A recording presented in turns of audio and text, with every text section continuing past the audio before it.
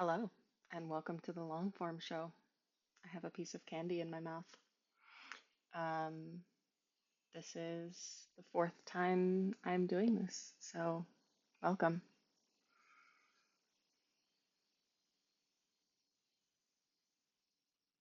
I was trying to think if there was anything I wanted to share before I get started, but let's just get started. Question number one. At Fight the Evil Robots 3417 on YouTube, can you explain what spirit is? So I've been noticing this myself that I'm starting to use language a little bit differently when I'm reading. And I thought, oh, this is going to be a really good clarifier. So I get intuitions through a few different channels. Um, Through clairaudience. So I will sort of get phrases or get sentences or get words. I don't actually hear them, but like a word pops into my head or a concept pops into my head. So that's what my clairaudience is like. And then I'll get pictures sometimes. I'll see like a tennis court or a specific type of tree or a sunflower, and those have different symbolisms for me. So sometimes it's clairvoyance, and then sometimes I am feeling into the situation. This person feels like an alcoholic, or this feels like blue, or this person feels like a woman, whatever it is. Um, and when I'm communicating through those channels, I am communicating with other beings that are bringing me information. Um, Someone asked a related question, but I don't think I wrote it down, or at least I think I didn't. Um, yeah. And it was when you are receiving information from spirit, do you have a sense of who you're talking to? Um, so when I say spirit, I'm generally saying I'm getting information that is not of me. I'm channeling something. Uh, now, now and then, I just know something, or I seem to have a sense of what the right answer is. And so when I say that, I will say intuition is saying. And that's my concept for this is kind of coming from me. This happens a lot when I'm working with people on their health, where I'm like, hmm, intuition says maybe we should look at your stomach. And that's just like, this is my sense of direction on this, but nobody has told me go for the stomach. Is there any other way that I use this? So, as far as knowing who I'm talking to, generally I am working with my guides, especially when I'm not reading for any particular person, when I'm just reading for the collective. Um, I'm hearing from my guides. I don't differentiate at all. I can't tell different ones. I can usually sense which guides are there, and I haven't spent a lot of time trying to differentiate that, or, oh, is this guide, or how many guides are here. I do have the experience of um, generally tapping into a river of consciousness. So, the outside of what the guides bring, there is this general river of truth that just seems to exist continuously. And I can drop into that place in meditation. I always have some access to it, but a lot of the time I'm not feeling heightened or sensitive enough to tell whether I something is true or not. That's what's useful with the pendulum is the pendulum can tell me yes, so my yes looks like this, and then my no looks like this, and it can put me in touch with what the absolute truth is from the river of all consciousness. My experience of this place we live in, this universe, is that it has a lot of yes and no's. It does have absolute truth. And if it doesn't have a yes or a no, it's usually a bad question. You're asking the wrong question. So, when I communicate with spirit, I don't have the sense of who I'm talking to. I could be talking to extraterrestrials, who knows? Um, there is one differentiator, though. When I do one-on-one readings, I sometimes have a sense that the guidance is very different than I'm used to receiving it. Some people's guides, they operate in metaphors. And so I'll get these very, like, what should you do for a career? And then I just get like a sentence that has nothing to do with it, where it'll just be like, the mountain is the stability of the forest, or like something like that. And I'm just like, well, I don't love working with metaphors, but yeah, some people's guides work with them in a very poetic way. Um, there's like styles that they have, and I'm more matter of fact and more straight to the point. So I appreciate it when instead of getting pictures or symbolism, I just get they're like, oh, her tummy hurts, or oh, her kid is dealing with gender identity stuff or whatever that is. So to answer the second sort of question, how do I know who I'm talking to?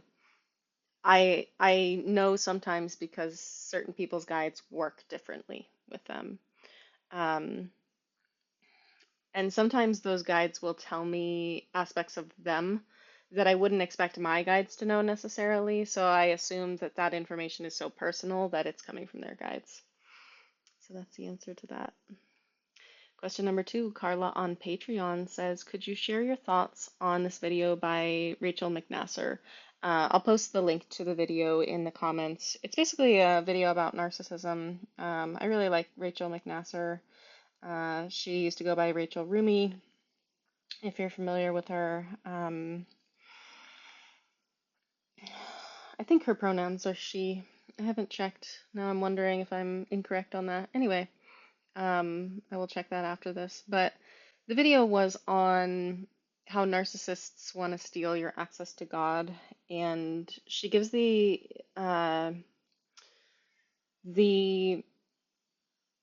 advice or the direction to just give them what they want sometimes, just make concessions. Um, I don't wholly disagree with that. I don't super connect with this video. I've just come to see narcissism as a form of developmental trauma. It's an adaptation to a missed developmental milestone. Um, in traditional psychology, this is a cluster B personality disorder.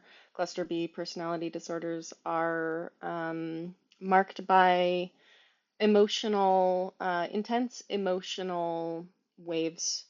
Um, there is sort of a spectrum here. On one side, you could put borderline personality disorder, BPD, and on the other side, you could put narcissistic personality disorder. Both of these personality types are deeply affected by emotions and are emotional.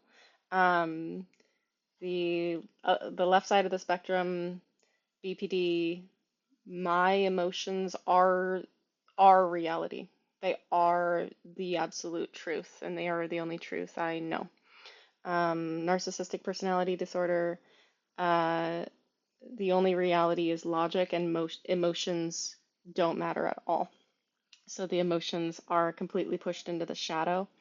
And what that means is both types operate deeply on their emotions and validate their emotions through faulty logic. So with narcissism,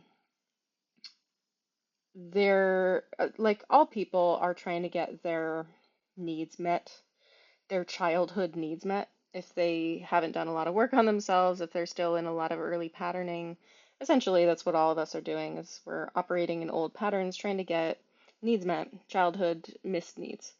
Um, Narcissists can take it a little bit further, where a normal human's rule system, because they're connected to their own emotions and empathy, according to those rules, I cannot or would not hurt someone in order to get my needs met. Narcissists don't operate by that. They will do almost anything.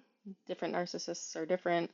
Um, to get their needs met, including lying, manipulating, abusing people, hurting people. And because their emotional body is pushed into the shadow, they have a difficulty with the truth. They don't see the truth in the same way that others do. And they will tend to say, I know the absolute truth because I'm being logical. And so they can't quite see the truth of their harm towards others. And this tracks back to an intense selfishness. Another way you could say narcissism is I have remained a child. I have not moved out of the childlike state of development. We would expect a child to behave in really selfish ways that possibly hurt other people, and because that's a normal stage of development, to be intensely selfish and not consider other people and dismiss other people. And it's the parent's responsibility to teach the child, like, hey, we consider other people. Here's how we get our needs met, etc. People who develop narcissism have been through situations in which they could not get their needs met in normal ways, in typical straightforward ways. That's why it's been pushed into the shadow. So they've had to go to back channels to get their needs met. Um, Someone else asked a question about the fawn response. Maybe I should answer it next. People who have a fawn response to stress are also doing that. They're getting their needs met through back channels. It's just that their type of manipulation is to make everybody happy or make everybody pleased. It's still a manipulation. Um, so with giving narcissists what they want, um, the thing about narcissists is they need to bend reality in order that they are on top or in control, because they have no ability to have adult-centered power.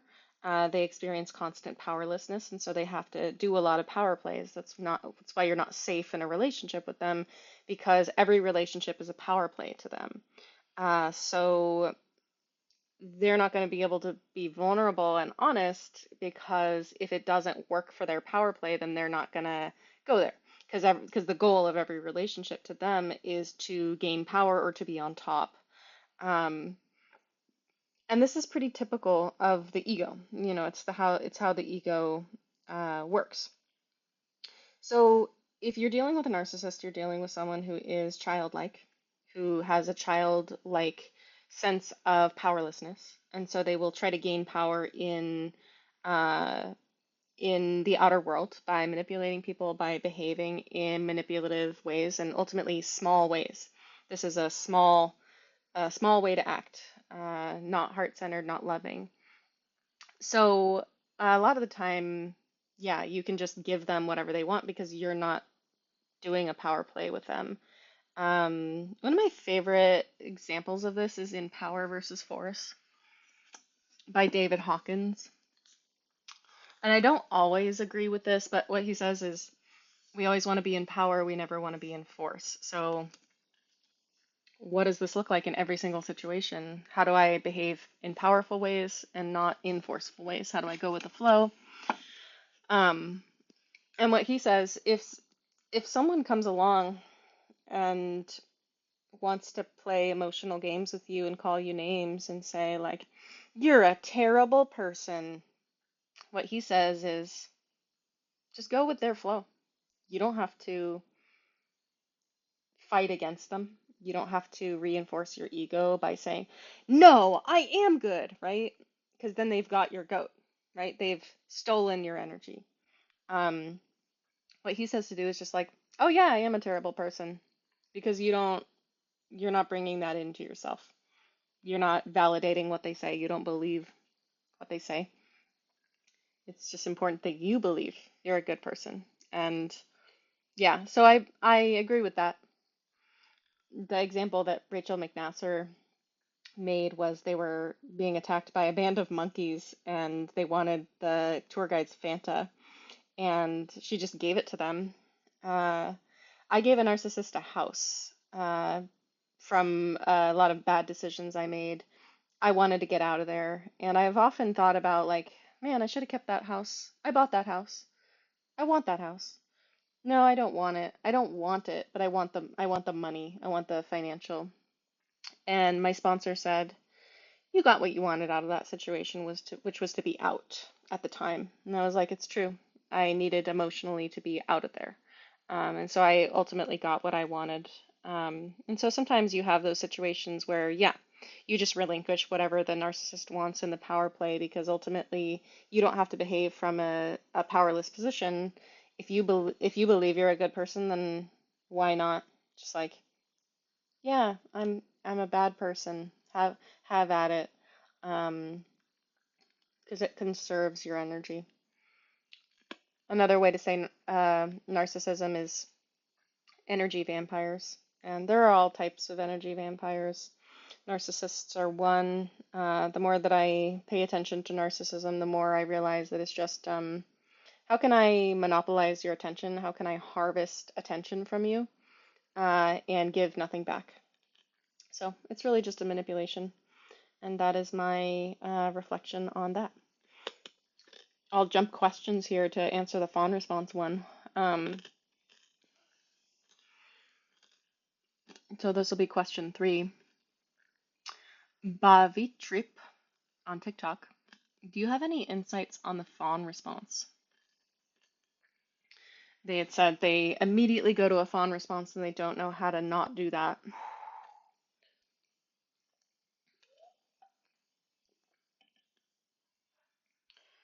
Sometimes there is an easy behavior that you can get at that with.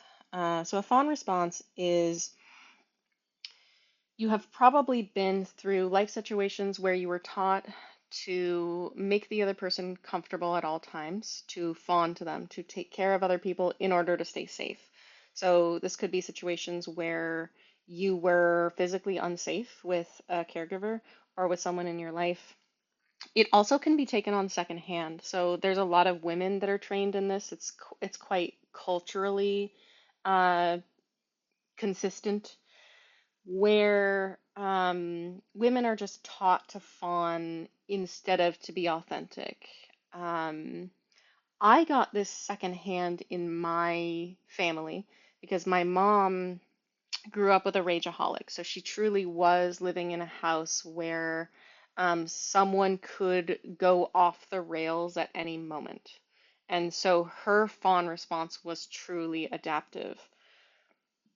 My fawn response was just taught to me. So I grew up with the same internal sense that I was going to be unsafe if I didn't fawn. So I better be careful or someone could fly off the rails. But it almost never showed up. It showed up like maybe once or twice where someone got angry.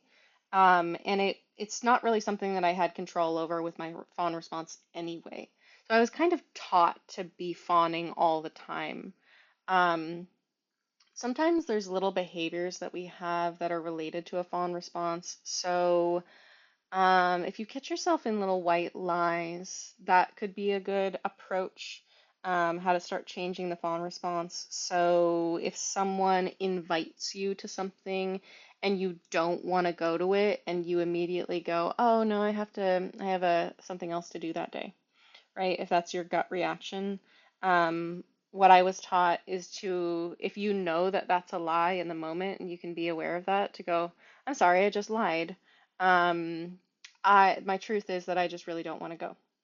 Uh, if you can practice that, you will stop doing that because it's really embarrassing to be honest about lying in the moment. Um, the way to get at your own fawn response is to get at your own anxiety. So you're not always going to be able to control the behavior in the moment because that's like a pressurized moment. However, you can get at your anxiety in small ways over time. In fact, you can make a plan to practice not fawning. So there's all kinds of different ways that I think we fawn with our body. An example of a practice is if you're in a public place where you take up a certain amount of space. Like if I'm sitting on a train with someone or on a bus, like my tendency is to like rein myself in, right? Or I've talked about this in the supermarket before. Um, if I just take up space, I have a little tiny anxiety in my mind of like someone's gonna hurt me or backlash against that. And sometimes it's true, like if you take up space and you don't move out of the way of a man, a lot of the time man will just knock right into you because they'll assume that you will move out of the way for them. So I would suggest practicing little ways of intentionally making yourself a little bit anxious. So walking into that coffee shop and just taking up a lot of space and not making yourself smaller. Other examples of the fawn response, let's see. Yeah, this is so different in people's lives. Trying to think of one specifically in my life that I've changed.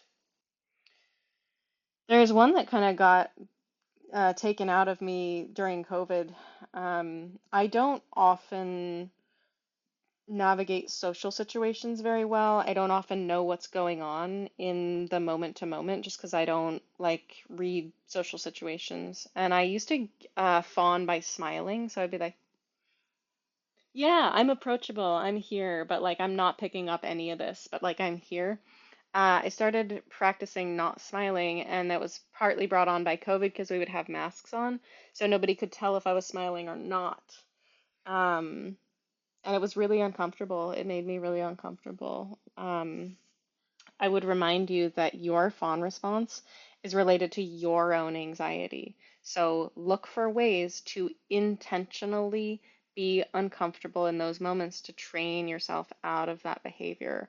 In one-on-one relationships, it can be different because it can mean that, like people that have known you for a long time, it can mean that the other person has a certain expectation for your behavior. And if you have a history of fawning with them, they might expect you to overextend yourself just at baseline. And so, what that means, reversing that in one-on-one relationships, it can mean that you lose your friendships. And it's not because people won't love you if you don't overextend yourself. It is because you have kept people around that want you to overextend yourself. And so that's the energetic balance there. So you need to go find a friend that has uh, a more reciprocal energetic balance with you that doesn't require you to overextend yourself. Um, those are my thoughts on the fawn response. Also, this book has a really good section about nervous system adaptations. Let me see if I can find it because I have it like heavily marked. It was like a very good section for me. All right. 4 distortions of attachment and safety instincts: fight, flight, fawn, and freeze. So there's in this chart, it's how do I connect and how do I rage? For the fight type, I connect through control. So this is more narcissistic people. And I rage to be safe. I'm sorry, how do I connect and how do I stay safe? So for more narcissistic people who are fight types, I control to connect and I rage to be safe. For flight types, I'm mostly a flight type. Little bit of fawn. I perfect to connect and I perfect to be safe. Rough. For freeze types, there is no way I will connect. I will not connect. And I hide to be safe. For fawn, I merge to connect and I grovel to be safe. So, looking at your tendency to grovel and looking at your need to fully merge with someone in order to feel that you're connecting with them at all. And then he has these subtypes in here, which I love, which is the charming bully, types of narcissists, recovering from a polarized fight response, detrimental characters of uh, the four defenses. So for fawn, codependent, obsequious. I don't know what obsequious means. Servitude, loss of self, people pleaser, doormat, slave, social perfectionism, DV, victim, and parentified child. The positive characteristics are love and service, compromise, listening, fairness, and peacemaking. So maybe get this book. All right. Question 4, Katie on Patreon. I'm wondering if you could talk a bit about processing grief. You're reading from today with the Five Elements Oracle and the Energy archaeology oracle resonated so much for me. You made a point about processing grief in order to move through it and mature. Sounds funny, but how? What strategies, somatic or spiritual practices do you use? Very good question. Um, so the first thing I'll say about grief is that you do not have to dig for it. Grief is a heavy emotion, but it's also a deeply sacred emotion. I would describe it as very close to love. Um, it is the flip side of love. Uh, if something has been loved deeply, then there will be deep grief. Um, Grief evokes altar and sacredness and honoring something. So I would ask the question, what needs to be honored? Specifically, I was talking about mourning the childhood. So what the question with grief is, what has been lost? For me, my deepest grief in my life was the loss of my first love. And that part of me feels like it didn't fully grow up. Um, how do I honor that love? I talk about it. I write about it. I integrate it as part of my story. Um, with the childhood, with mourning what was, a lot of the time, what has been lost is the story you were told. So for me, the story that was told to me was that I was normal, like I was from a normal family and everything was copacetic. And that was not true.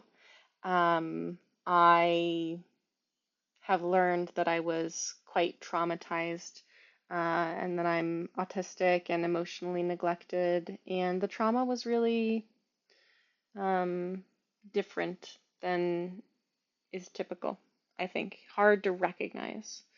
And so what I'm mourning is what was my underpinning of reality for my entire life. And I'm building a new identity and a new reality.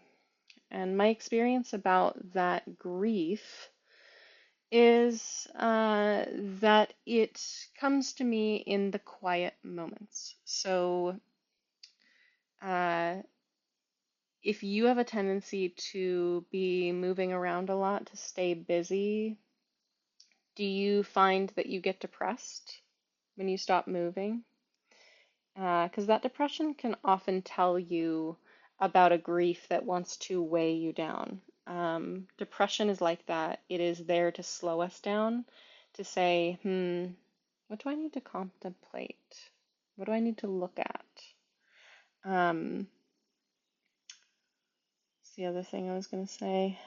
I realized that I wasn't over that grief one day when I was sitting in a bookstore. And I think I have a book here on the shelf. Yeah, this book. It's okay that you're not okay. And I read the first paragraph. I'll read the paragraph to you. And it made me cry, and I was like, I gotta get this book. There's a twin paradox in being human. First, no one can live your life for you. No one can face what is yours to face or feel what is yours to feel. And no one can make it alone. Secondly, in living our one life, we are here to love and to lose. No one knows why. It just is so. If we commit to loving, we will invariably know loss and grief. If we try to avoid loss and grief, we will never truly love. Yet powerfully and mysteriously, knowing both love and loss is what brings us fully and deeply alive. Um, I don't believe that you need to dig for your grief, but I would, like if sadness doesn't come, when you share your story of your childhood, for example, that's fine. The grief will offload itself if it needs to. But I would say that you should try to be in touch with your sadness and your anger. Those are the two emotions that move grief through the body. You'll notice there are two kinds of breakup playlists for music.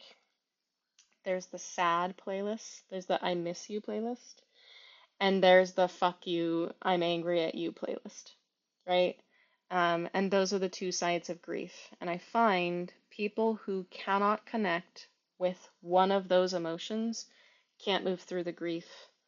Um, and they do different jobs. So anger pushes the grief, uh, pushes the person or the loss away. So it's a detachment. It's so that you don't remain merged. It serves your integration process. It moves it out. And the sadness sort of like flows things in, and it um, helps purify, helps clarify. You will notice when you're not done grieving, you don't fully know how you feel about the situation. So the grief process is a composting process. It's related to emotional processing. What is emotional processing?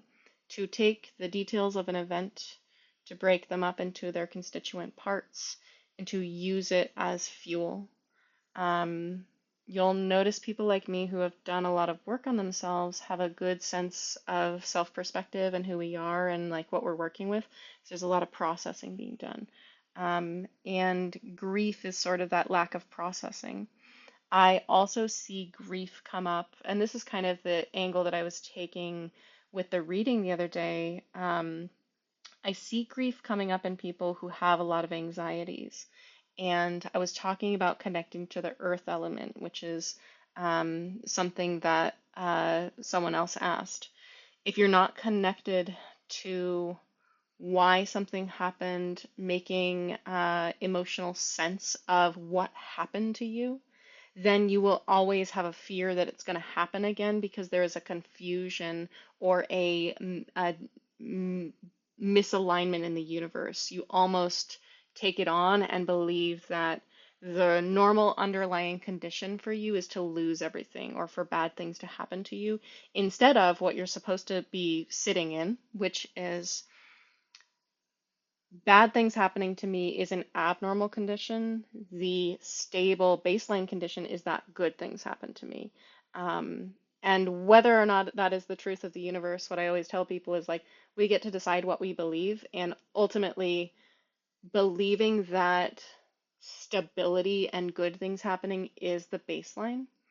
That is a belief that is going to benefit you more than the opposite. And your fear will tell you, no, it's more beneficial to you to believe fearful things. But I promise you, if you believe fearful things, you'll always act in small ways and you'll always shortchange yourself and not try as fully as you can because you ultimately believe that not good things are going to happen anyway. So it's like a self-defeating belief. Um, Anything else to say about grief? Um, my experience with grief is that it changes you as a person. So, in a way, you're never done grieving. I would encourage you, if you have lost a person, that you make a special altar or place to honor the love that is for that person. Um, and if it is you that has been lost, your sense of identity, your sense of truth, then there is some processing that needs to be done. And if you find that you can share your story, process it with someone, tell them about it, and you don't find emotion coming up, then that's fine. That's where you are right now. You'll find these moments where you just crack open and you're like willing to come to an emotional place, and sometimes it's not there. Sometimes the nervous system is guarded. Sometimes the body is saying it's not time to like offload this onion layer. But yeah, that's what I have to say about grief. Hello, it's several hours later, and now I have a lollipop. Um, let's continue on, shall we? I'll be right back.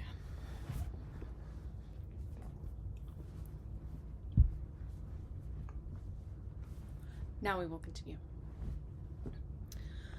All right. Um, question number 4.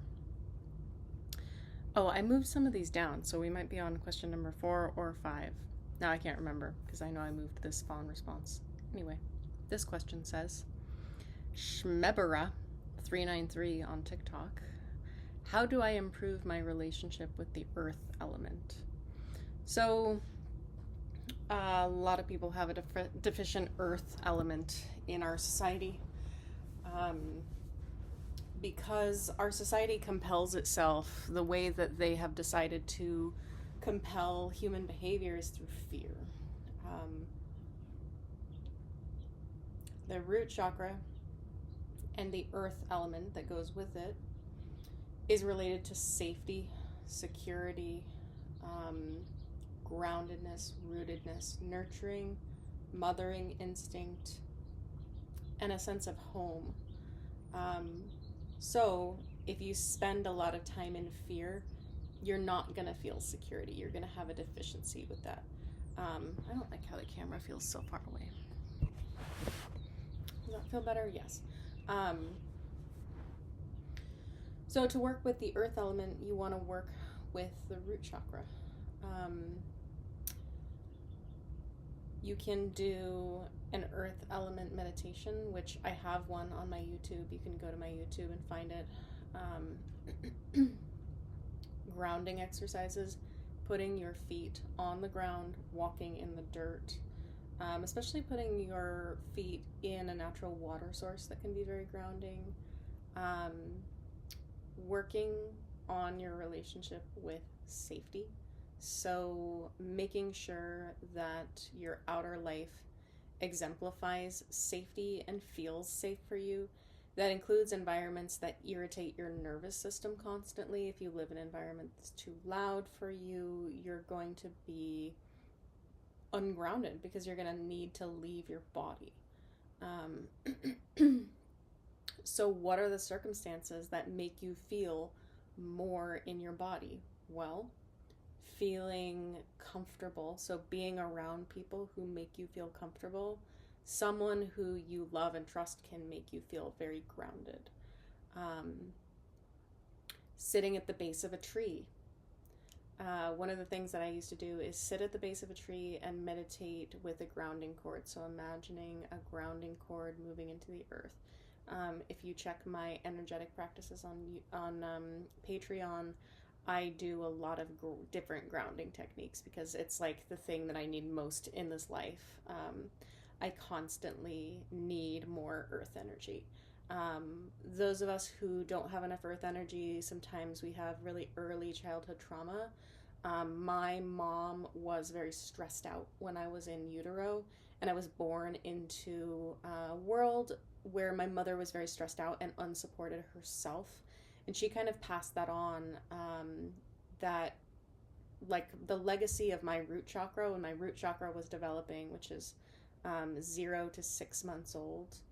I felt ungrounded, unnurtured, not like I had a secure base, basically. Also with the root chakra, I find people can have issues with food and weight, so they either try to like waste away where they have no body, or they try to ground themselves through having more weight on their body. So there's an interesting relationship with weight usually. Also, more tendency towards addictions. I think just to escape the body. Also, you may find that you have difficulty feeling like you're allowed to be here, so it's the right to exist. You feel like you have no right to your own worthiness, like you have to earn your spot here. You may also just feel disconnected from your body. You may not trust your body, probably overall issues with trust of all kinds.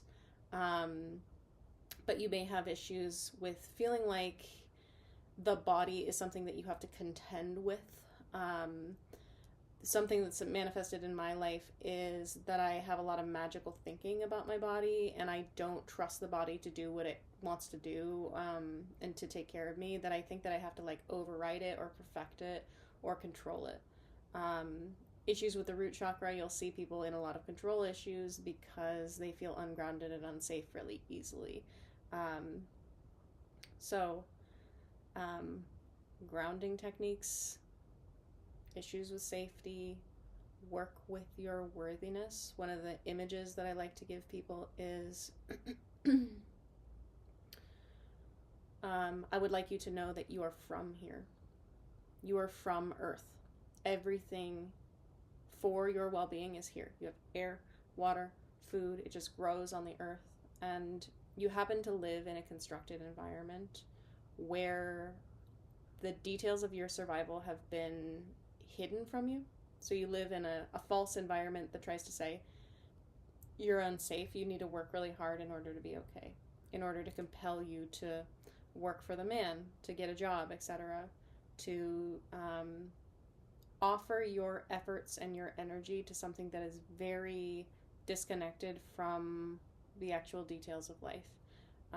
One of the reasons people want to return to homesteads and farming and stuff is like it's really really hard work, but the work that you put in each day, you can see the fence that you built. You can see yourself growing your own food and gathering your own berries and having your own water, getting your buckets of water. Um, that creates emotional safety because you have impact on the details of your survival. So, because we live in this very derived environment, we have no direct influence over whether we survive or not. We have no control over our food resources, etc. And so we're forced to submit to a system. And a lot of the time, it's a system that wants to coerce us into ways of being that we don't want to be. So all those things wrapped up into the earth element. Also, having natural earth elements around your space. I am in a space that is constructed of wood. Probably there's some artificial things like insulation behind it, but it's all wood paneling. Natural stone, brick, natural materials, clay. Having those things around you will emphasize the earth element. Also, houseplants. Having houseplants around you, that is very grounding. Spending more time outside, hiking. Also, the color red is a root chakra color. It's very unusual for people to have red auras that I have found. It's just really interesting. Usually people's aura color will be connected to whatever chakra is strongest for them, and red is a very uncommon color for people to find in people. People do not have enough of this energy in our world, and people are very deficient in it. And there are certain sounds that can be very grounding. I really like the sea shanties that have been coming out the last few years. The like really low voices. I don't know why I have to keep clearing my voice. The low tones, the sound of a didgeridoo, and also drumming.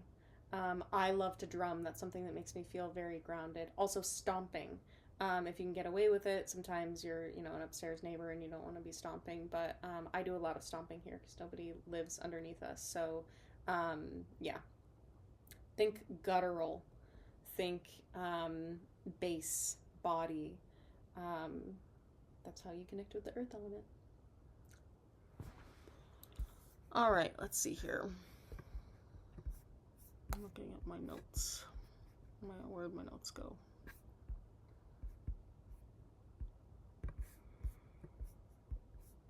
They don't want to be the right size today.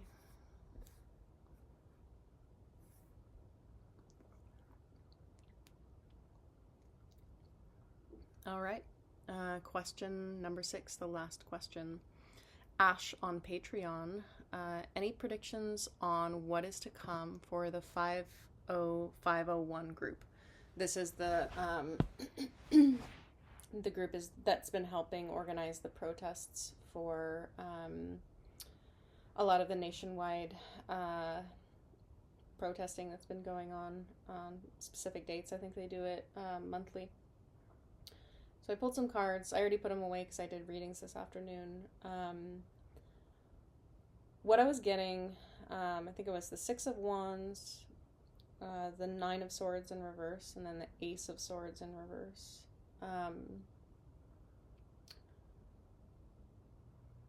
I think that this group will be around,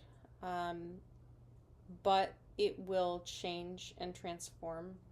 I'm getting that it needs to transition to something else in order to stay relevant. So if it stays this, that was 1122. I don't know about you guys, but I love numbers. It's going to have to transform in order to stay relevant because this feels like too much of this era. I've been talking a lot about how this political time is not going to last very long. So, like next summer, all of this is going to be a blur. It's not super effectual. Like Trump is not super effectual for the future. So, what it feels like is the group needs to. I don't know if it'll change its name, but it's just like becomes a different thing. Spirit is saying that it has been instrumental in launching a coalition. So what this year was all about was the three of collaboration, of getting connected with people. The 50501, I think that's what it was, group was one of the strongest, was one of the ones that was able to gather a lot of support. They're saying General Strike US wanted to be that launch pad, but it just wasn't. But there will be general strikes coming, and I think that they're more likely to be precipitated by 50501. But I think the group may be called something different, or they may rebrand. There's a lot of labor struggles coming. So, like, we're not going to be organizing and protesting about Trump, but we're going to be protesting about stuff.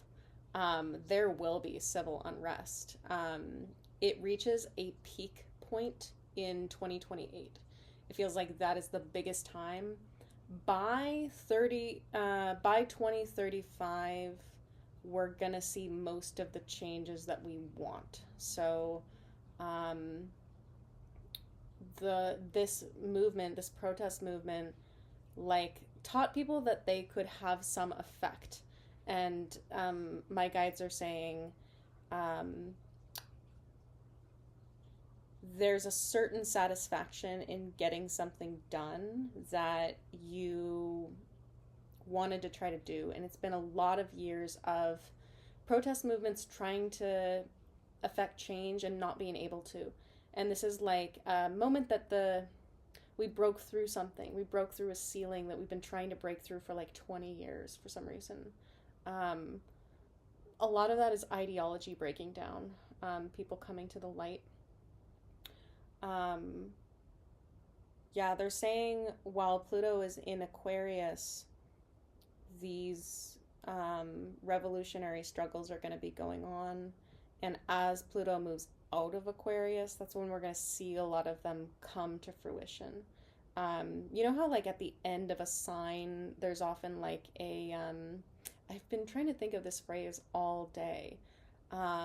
It's like where a thing is about to change and it gets really, really intense right before it changes. There's like a backlash right before it changes. I can't remember what that's called. Anyway, so big labor struggles, unionizing, general strikes, women's rights, birth rates going down, the fight for support for families. What was the other thing that I got? So I'm getting that we're going to have some political structure reforms.